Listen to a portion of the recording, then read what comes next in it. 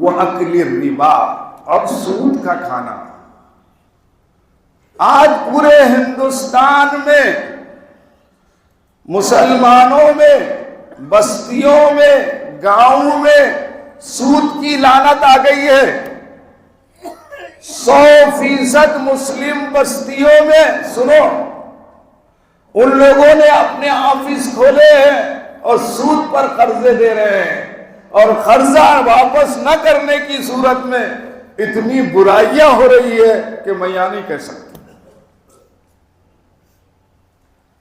اس سے بچاؤ، اپنا دین، اپنی نماز، اپنی روزہ اپنی جگہ ہے، امت کے لیے بھی کچھ کام کرو، ان بری باتوں سے بچاؤ۔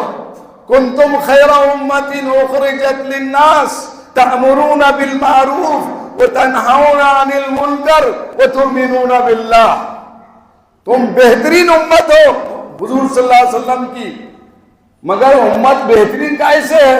تمہارا کام، تمہاری ذمہ داری، تمہاری ڈیوٹی یہ ہے کہ لوگوں کو اچھے کاموں کا حکم دو، تأمرون بالمعروف، امر بالمعروف کرو، وتنہون عن المنکر، اور بری باتوں سے بچاؤ، روکو، وتؤمنون باللہ، اور اللہ کی ذات پر یقین۔ تو سود دنیا کا، ایک بات سنیے، دنیا کا کوئی انسان ایسا نہیں ہے، میرا مطالعہ ہے، جو ڈائریکٹ یا انڈائریکٹ سود میں مبتلا نہ ہو۔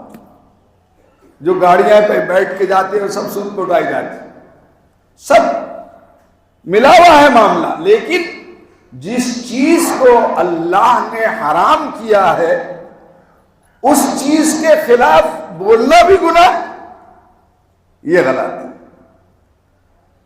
قرآن کریم میں فرمایا احل اللہ بیع وحرم الربا، اللہ نے خرید و فروخت کو جو ہے حلال کیا ہے اور ربا کو، سود کے لین دین کو حرام قرار دیا ہے۔ الذین یأکلون الربا لا یقومون الا کما یقوم الذی یتخبطہ الشیطان من المس، جو لوگ سود کھاتے ہیں ڈائریکٹ بغیر ڈکار لیے ہوئے، فرمایا قیامت کے دن ایسے اٹھائے جائیں گے جیسے شیطان نے ان پر اثر کر دیا، پاگلوں کے طرح اٹھیں گے، خبطی بن کے اٹھائے جائیں گے۔ اللہ ہماری حفاظت کرے۔